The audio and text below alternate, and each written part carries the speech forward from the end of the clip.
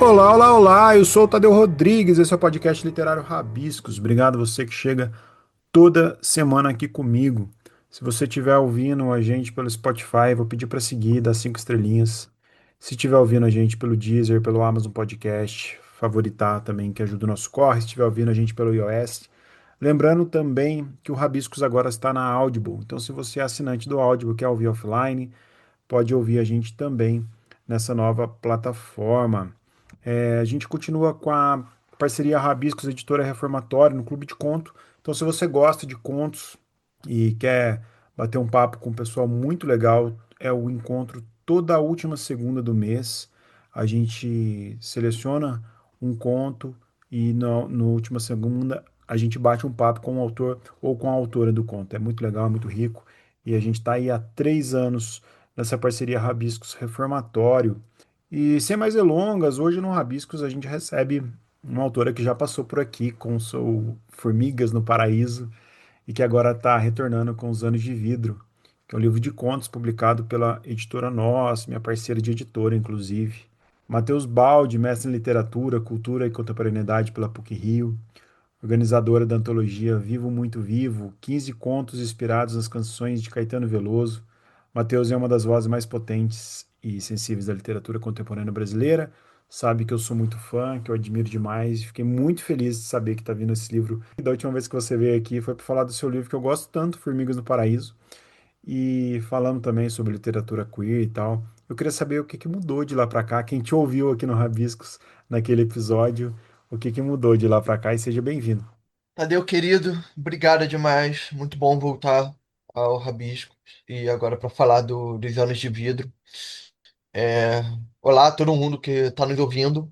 É, Espero que vocês gostem da conversa. Tô animada. Cara, o que mudou? Eu acho que tudo, assim. Eu acho que é outra forma de existir no mundo, de pensar, de escrever sobre tudo. Eu acho que eu estava muito no início da transição, acho que algumas coisas estavam muito tateando e agora muitas coisas aconteceram, né? Tem 3 anos que o Formigas foi lançado enfim, Os Anos de Vidro é um livro da transição, assim. É um livro para tentar dar conta desse existir no mundo, desse novo existir no mundo, dessa nova forma de, enfim, estar no mundo, de conseguir lidar enfim, com o processo de passar por uma transição de gênero e tudo mais.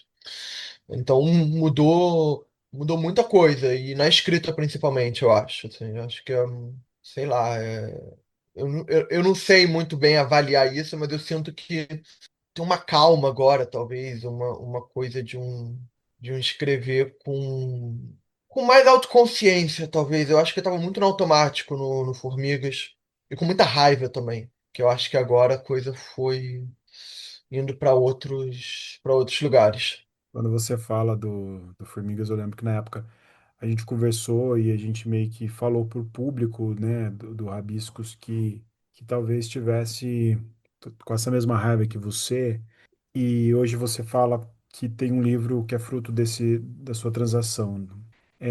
Eu queria entender um pouco esses conflitos que você tem e que transforma em literatura. Eu te conheço, eu sei que você é uma leitora muito ávida, está sempre atento, muito crítica também. Eu gosto muito do jeito que você fala sobre literatura. E quando você fala de você, você sai daquela função de espectadora, né? Como que é, quais que foram as maiores dores, assim, fora da literatura, e como que você transporta ela para a literatura num jeito bonito de se expor ao mundo também? Nossa, cara, eu acho que a coisa mais complicada, assim, é lidar com. Tá, o que que eu faço agora? Né? Meio. Tá, ok, eu sou uma pessoa trans, é isso, me entendo como tal e finalmente consigo botar isso pra fora e elaborar isso. Eu acho que, de algum modo, isso vai pra literatura com sem muita barreira, digamos assim. Porque, por exemplo, Os Anos de Vidro é um livro em que os personagens é um quebra-cabeça geográfico e temporal, e os personagens estão o tempo todo circulando pela cidade, e eles se encontram, enfim, o tempo todo. Um personagem que aparece num conto passando na rua vira o protagonista de outro, enfim, essas coisas. Tinha uma coisa que pra mim era muito importante nesse livro, porque ele tem dois feixes, né? De um lado você tem um grande roubo no sábado de carnaval, e do outro você tem a transição de gênero de uma jovem chamada Marina. E pra mim era muito importante que a Marina tivesse direito à cidade. Num dos contos mais importantes do livro, que é o Cavalo. Inclusive, esse ia ser o título do livro, mas eu acabei mudando. Foi o título de trabalho do livro durante muito tempo. A cidade impõe à Marina uma experiência, digamos assim. E a partir dessa experiência, muitas coisas são ditas e principalmente não ditas. Eu queria que ela tivesse direito à cidade. Isso para mim era fundamental. Isso para mim era fundamental porque eu sempre fui uma pessoa que sempre andou muito pelas ruas, principalmente de noite, e esse conto, o Cavalo, se passa de noite.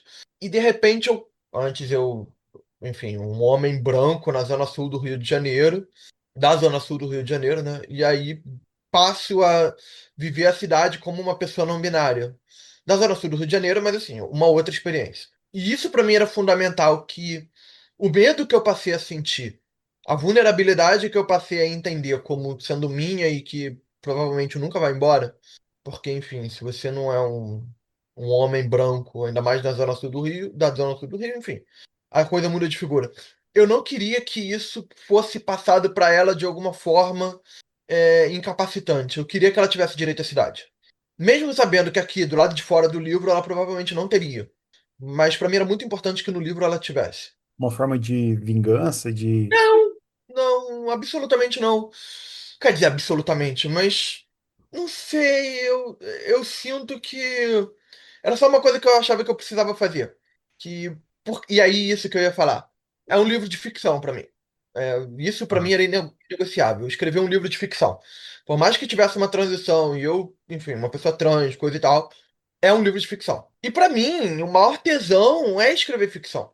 E aí, poder escrever uma cidade em que essa personagem ela pode viver coisas à noite andando pela cidade, ou enfim, viver a cidade de um modo em que a cidade pertença a ela, sem ela necessariamente ter que pensar, tipo, você, enfim, atacada, você estuprada, você morta, não sei o quê, pelo fato de não ser um homem branco, era muito importante. Não ser um homem cis, digamos. Acho que é importante marcar isso. E essa ficção, né, essa escrita, meio que ajuda a dar sentido, sabe? Assim, enfim, escrever ficção organiza tudo pra mim. a sua transição ela é recente e ela surge então esse livro, pelo que você está me contando. Como que você acha que vai ser seu caminho literário dentro desse contexto que hoje talvez a gente pode falar de uma base assim? Não sei, eu tenho umas ideias de romance e coisa e tal, mas assim, que a questão trans apareça, nomeadamente, só em um desses projetos, assim. Então, tem outras inquietações, assim. É porque esse livro, eu acho que eu preciso dar um pouco de contexto, porque senão, enfim, fica aparecendo, sei lá o que que fica aparecendo, mas é porque eu tinha uns contos escritos lá para 2021, 2022, e aí eu escrevi O Cavalo. Eu tinha escrito esse conto do roubo, eu tinha escrito um conto que é uma pessoa no início de uma transição de gênero indo viajar com uma mulher, com que ela tá no início de um relacionamento. E eu escrevi O Cavalo. E eu fui convidada pela Carola Saavedra para ir na Universidade de Colônia, na Alemanha, em 2022, para participar de um ciclo de conferências com autores de língua portuguesa. E fomos eu e Alexandre Vidal Porto fazer a mesa de encerramento. Acho que era a mesa de encerramento, era a mesa de encerramento. E aí ele leu trechos do que viria a ser o Sodomita e eu li O Cavalo. E quando eu acabei, a resposta dos alunos foi muito positiva. E eles falaram, nossa, você tinha que ler isso num teatro, coisa e tal. Eu falei, não, imagina. Mas eu entendi que havia ali uma coisa, uma fagulha de uma continuidade.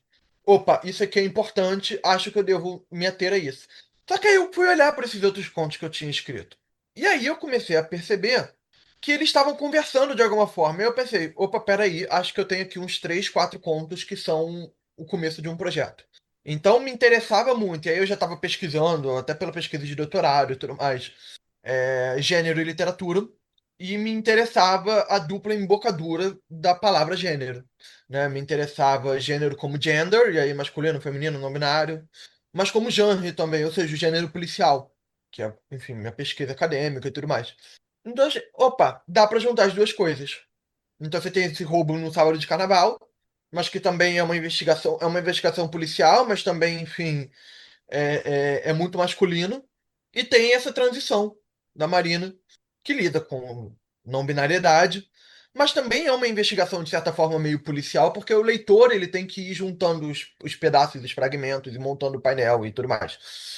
Como eu disse, eu acho que o livro é um grande quebra-cabeça geográfico e temporal. Então, me interessava que fosse por aí. Na verdade, eu fui escrevendo as histórias, assim, e elas foram se encontrando, até porque esses dois eixos, o roubo e a transição, eles se encontram em algum momento. Obviamente, não vou falar aqui como, mas é um Uhum. jeito que me deixou muito satisfeito, assim. Eu tive recentemente participando do projeto Arte da Palavra do Sesc. Eu fiz a mediação com a Mara, a gente fez um circuito.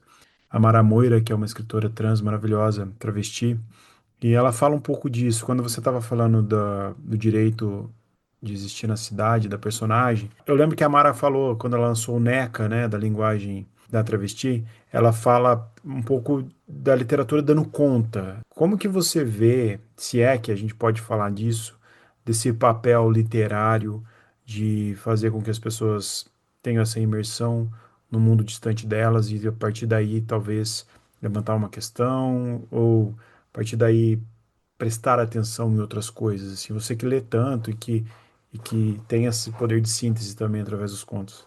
Cara, eu acho que o leitor tem que estar aberto. Porque eu acho que, claro que pode acontecer, mas eu acho que quando você está aberto, por menos que seja, assim, por mínimo que seja, as coisas vêm, sabe? Parece um papo meio tilelê, mas eu acredito muito nisso, assim. Se você vai ler, sei lá, o livro da Amara, e você vê lá na capa, Neca, aí embaixo, romance embaixo de bar, você fala, porra, que porra é Bajubá? Não quero saber disso. Tipo, não vai adiantar. Você pode até abrir o livro, mas, sabe? Eu acho que muito depende de uma predisposição, assim.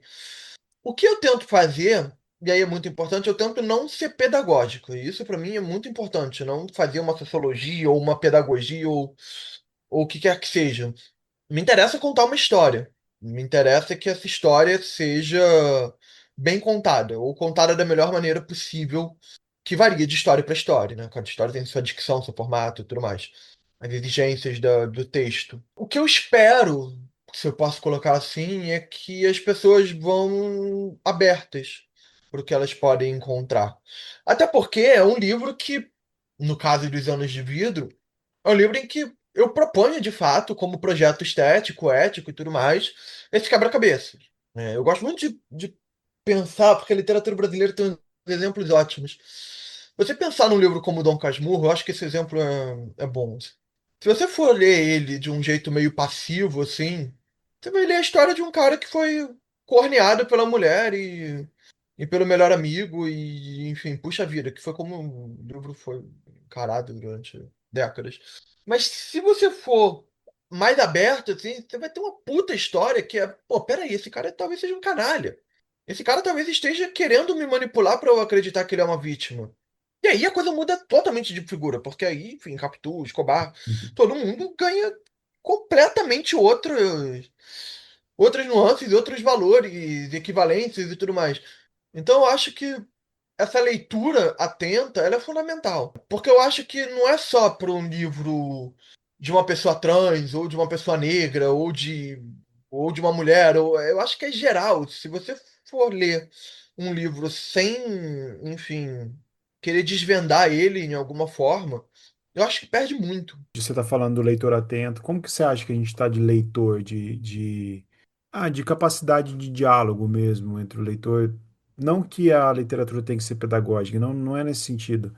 Mas eu falo no sentido de troca, né? O leitor que é mais atento, você acha que a gente está numa onda que a gente consegue ter esses diálogos mais amplos, talvez com as redes sociais? Hoje você está lançando um livro, você já vai estar falando com seus leitores daqui a pouco, já vai ter esse feedback.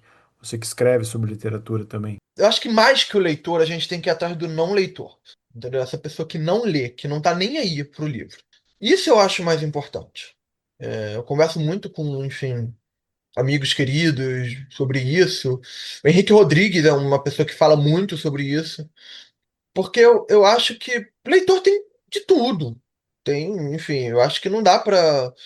Eu acho que eu abro o Instagram e tem perfis literários, enfim, gente que fala de literatura, que é muito boa e tem gente que é muito ruim. Eu acho que depende. Depende do que o leitor quer.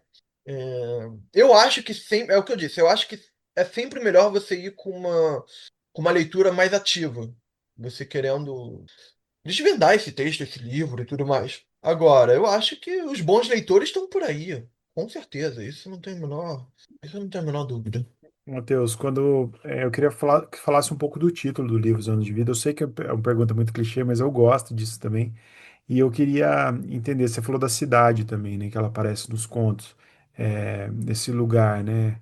Como que você que falasse do título, mas também que falasse um pouco das preocupações que você tem dentro da forma do livro, né? Você que fala sobre literatura, que é da academia também, você se preocupa com o que ali? Quando você está escrevendo, você já visualiza eventuais críticas? Você é muito crítica também da sua escrita? Como que é isso? O título, vamos lá, vamos por parte. Eu acho que é bom deixar para o leitor descobrir um pouco mais do título, por que esse título. Mas eu queria, já ir falando por mim, enfim, que esse vidro não fosse de fragilidade, fosse mais, enfim, fosse de um corte, ou que não fosse transparência e fosse um vidro opaco, que nem aquele na porta do detetive particular. Para mim, isso era importante. O que resvala na questão da linguagem. Resvala não, né? Eu acho que tá, enfim, totalmente com a questão da linguagem. Como as histórias estão ligadas, essa forma tá muito, foi muito pensada, né? E a questão da linguagem foi, enfim, eu precisava dar conta de uma linguagem para uma transição de gênero. Também não quero dar spoiler aqui de como eu resolvi isso, mas eu fiquei muito satisfeito, porque eu pensei muito, fiz mil testes, mil coisas, eu falei, cara, eu acho que tem um jeito que eu acho que funciona, que deixa a coisa mais orgânica. Eu mirei ali, mas é porque eu, enfim, eu sou muito, tô sendo muito contra o meu próprio marketing, mas é porque eu acho que é uma das coisas que eu queria que os leitores percebessem, assim, por conta própria, sabe? Porque deu trabalho. E deu um trabalho grande. Foram, enfim, alguns anos escrevendo e pensando obsessivamente, né? E aí, falando da última parte da sua pergunta, é, eu sou, eu nunca fui tão obsessivo com a escrita quanto com esse livro, assim. Cavalo, por exemplo, é um conto que eu mexi trocentas vezes. Porque era tipo, se ele não ficasse, não parasse em pé, o livro todo podia desmoronar, assim. Então, isso era muito importante. Esse nível de cuidado com a linguagem, enfim. E aí tem que dar o crédito também para Karina Bacelar, minha, minha mulher com quem eu discuti essas coisas fervorosamente. Ah, Excelente, Karina, também um Karina, beijo para Karina, ela. inclusive, que é. Beijo pra Karina. Querida, É, Karina, que eu admiro imensamente, também. escritora gigantesca, imensa, Já veio no imensa. Rabiscos, inclusive, quem quiser ouvir o episódio com ela. Maravilha, escutem, ouçam a Karina. Foi muito É, legal. enfim. Foi isso, cara. Foi muita discussão, muita conversa, muito pra pensar, sabe? Acho que um livro não se faz sozinho. Você escreve, mas você tá ali, porra, em diálogo com as pessoas o tempo todo, e com as coisas que você leu, e com o que você tá lendo. Enfim, acho que. É muito. Quando você fala que você fica anos escrevendo, né? Às vezes a pessoa não. O leitor não tem muito essa dimensão, né? Porque vê um conto ali, poucas páginas, fala, esse aqui a pessoa sentou e escreveu ali. É, queria fazer uma pergunta reflexiva e talvez um pouco clichê de novo, mas o que que você falaria para o Matheus lá atrás? Cara, eu falaria pra ter calma mesmo, que é o que eu falaria pra mim em todas as oportunidades passadas. Eu acho que essa calma é fundamental e muitas vezes eu não tive. Mas, sobretudo nesse livro, eu acho que, porque em alguns momentos teve contos que não entraram, né? Eu comecei a escrever outros contos do roubo. Eu tinha um conto que mostrava o roubo. Eu falava, cara, não tá funcionando, não tá funcionando porque o roubo não pode aparecer, não pode ter. Na verdade, não era nem mostrava o roubo, mostrava a fuga do roubo. Eu falava, cara, não tá funcionando. sei lá, e é um livro que assim, eu achava que ele estava pronto há um ano e meio, mais ou menos, mais até, uns 2 anos. Eu achava que ele estava pronto, podia ser publicado. E aí fechei com a nós e programamos para o primeiro semestre desse ano, 2025. Cara, e a melhor coisa que aconteceu foi ter tido um ano pra. Tá bom, o livro vai sair, então agora, porra, foca nele, trabalha nele, pensa tudo. Foi a melhor coisa possível, assim. Teve uma data ali, né? É, porque aí eu acho que você já não tem tanta pressa. Eu acho que a falta da pressa é fundamental, assim. E a nossa. Claro que tem um momento de ansiedade, você pensa, porra, o livro só vai sair daqui a um ano. Mas, cara, é tão bom você poder trabalhar o texto. E eu falaria isso para qualquer pessoa que escreve. Se alguém que escreve estiver nos ouvindo, essa calma para trabalhar o texto é fundamental. Eu sei que muitas vezes a gente tem essa pressa de, porra, preciso falar, preciso que as pessoas me leiam, coisa e tal, mas as pessoas te lerem quando você consegue ficar satisfeito assim com o livro a ponto de, porra, eh, sabe, Orgulho, né? fiz o que tinha que ser feito. É, acho que, É um acho que é bom. privilégio, né? Você falou aí, né? Você falaria isso para todo mundo que está escrevendo. A gente tem um público muito diverso, né? E o Rabiscos hoje ele é ouvido em vários lugares e tal. E eu tenho certeza que tem gente que tá se vendo em você, assim. Pode ter alguém que tá pensando na parte da transição de gênero, alguém que não tem, gosta de ler, mas não tem facilidade para escrever. E você viveu, você conseguiu colocar isso no papel para te ajudar, de certa forma, a se sedimentar. Por que que você falaria para essas pessoas que estão ouvindo a gente, que tem isso, né? Às vezes tá pensando na transição de gênero. O que que você pode ajudar, já que você conseguiu meio que superar um pouco essa etapa? Primeiro de tudo, uma transição nunca acaba, né? Enfim, é o processo, né? Estar em transição, enfim, eu não tenho vontade de chegar em lugar nenhum. Eu sabia o que eu não queria, como nunca quis, que era ser homem, enfim. Nunca me identifiquei com isso, nunca, enfim. O que eu poderia dizer é para a pessoa ir em frente, sabe? E claro que às vezes é muito difícil, tem 1 milhão de situações, de opressões, mas na medida do possível, se for possível, não hesite. Porque estou falando isso porque eu sei como é difícil e como é doloroso e como é profundo e mexe com muita coisa, exige muita coisa de você, de quem está à sua volta, de tudo mais.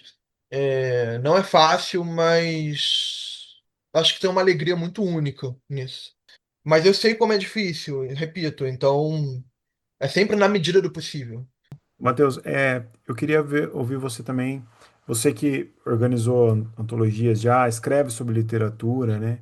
O que que você. Eu tive um papo recente com a Noemi que foi muito bom. A gente estava falando sobre boas literaturas e más literaturas. E eu quero repetir uma pergunta que eu fiz para ela. Para você, assim, você que é uma pessoa atenta à literatura, que estuda a literatura também, que é uma excelente leitora. Como que você vê o cenário contemporâneo da literatura? E o que que você entende aí que a gente fala quando você fala, né, esse livro é um livro bom, esse livro aqui faltou chegar lá, ou você acha que isso sempre vai ser subjetivo? A gente está num cenário em que tem muita gente escrevendo. Uhum. E eu acho que isso é sempre o principal. Porque muita gente publicando em pequenas, médias, grandes editoras e de todos os cantos do país, por mais que persistam as desigualdades, a gente sabe que elas persistem. Eu acho que é algo positivo. Você tem aí uma pluralidade de vozes. Agora, não dá para dizer que só tem coisa boa ou só tem coisa ruim, ou que tá tudo bom ou que tá tudo ruim.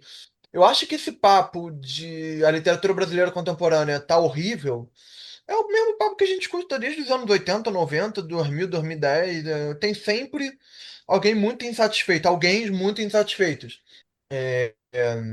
E aí, o que nos 80 o que estava sendo feito, o que era bom era o de 60 70, no 90 era o que estava sendo feito nos 80, nos 2000, e por aí vai, você entendeu? Verdade. Coisas boas e tem coisas ruins. O que eu gosto numa leitura é uma leitura que me desloca de algum jeito, seja pela história, seja pela forma, a história e a forma. Eu, quando escrevo, sempre tento aliar as duas coisas, né? A forma e o conteúdo. que me salta aos olhos sempre é o fato de que tem muita gente escrevendo e publicando. Talvez como nunca antes. Isso tem seus lados bons e seus lados ruins. Os escritores não leitores também, né? Eu tenho visto isso, assim, sabe? Eu acho que isso é um perigo em qualquer época. Eu acho que, enfim, é a mesma coisa. Eu quero ser diretor de cinema, consumo de cinema, não vejo filme. Ou só leio, ou só consumo um certo tipo de filme.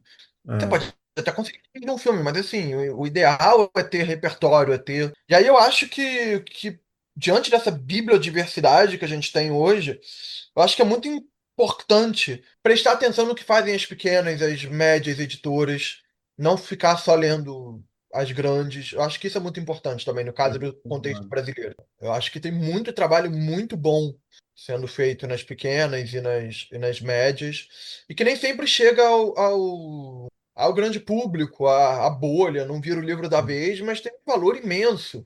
Às vezes muito maior do que aquilo que está sendo incensado, assim, o livro da semana, do mês, do ano, sei lá. É. Porque eu acho que o leitor, acima de tudo, e isso talvez se conecte com a sua pergunta anterior, ele tem que ser meio detetive, assim, olha eu puxando a Uhum. brasa de novo para minha sardinha, mas pro policial. Talvez esse seja o grande filtro com que eu vejo o mundo, mas me interessa muito uma leitura meio como o leitor como detetive, essa coisa, esse leitor que vasculha o sebo, vasculha as livrarias, vasculha catálogo, lê alguma coisa que ninguém está falando há muito tempo, vai buscar um pouco fora da bolha. Eu acho que isso é fundamental. E não fica lendo só as mesmas coisas. Por exemplo, eu leio muito policial.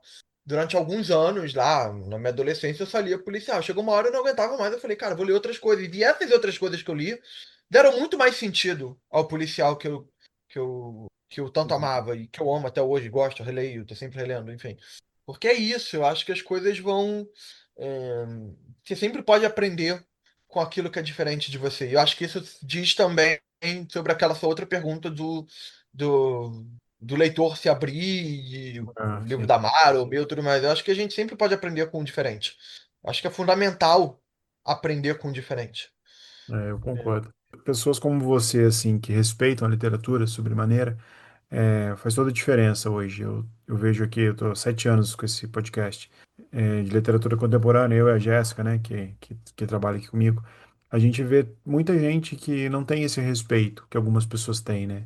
E a gente sabe quando a qualidade literária da pessoa está intimamente ligada a ela ser uma boa leitora, a ser uma pessoa atenta ao mundo, principalmente ao mundo que está acontecendo nas suas ranhuras todas, né?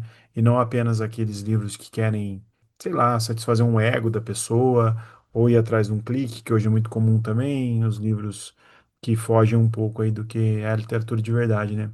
Matheus, para a gente Uhum. fechar nosso papo, tem um quadro aqui no Rabiscos, na sua estante.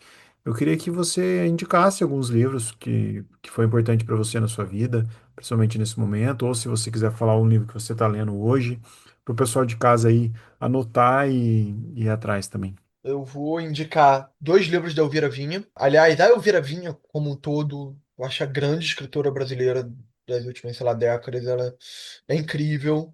Eu sei que muita gente celebra a Elvira, mas acho que ela ainda não é celebrada como ela Eu merece, também como acho que ela não, deveria.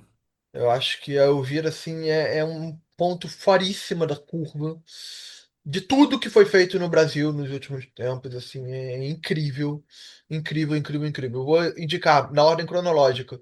Deixei ele lá e vim de 2006, 2005, 2006, eu acho.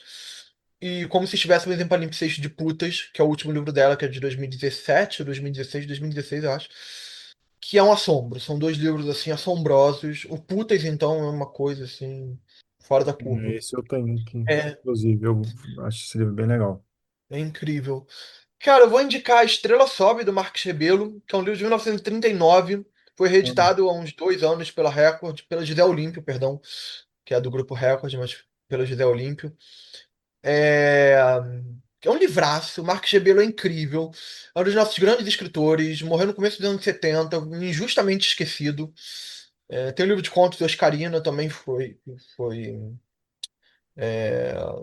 também foi reeditado pelo José Olímpio, que é o livro de estreia dele. Mas, cara, Estrela Sobe é maneiríssimo, é um romance bom demais. Não Tá em conheço. catálogo, muito bom, muito Vou bom. saber, vou É anotar. uma, é uma jovem. Lenisa Maia, ela mora na zona norte do Rio. E ela decide, isso em 1939, ela decide que ela vai virar uma estrela do rádio. E aí, cara, é, é maneiríssimo. É muito bom, é muito bom.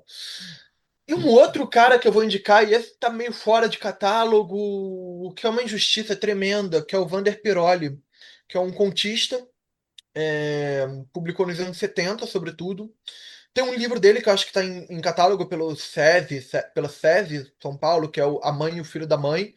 Mas ele tem um livro muito bom, curtinho, que vocês encontram em sebo, na estante virtual, chamado A Máquina de Fazer Amor, que é bom demais. Ele é contista. Cara, eu pirei muito e foi claramente uma referência, assim, pra mim.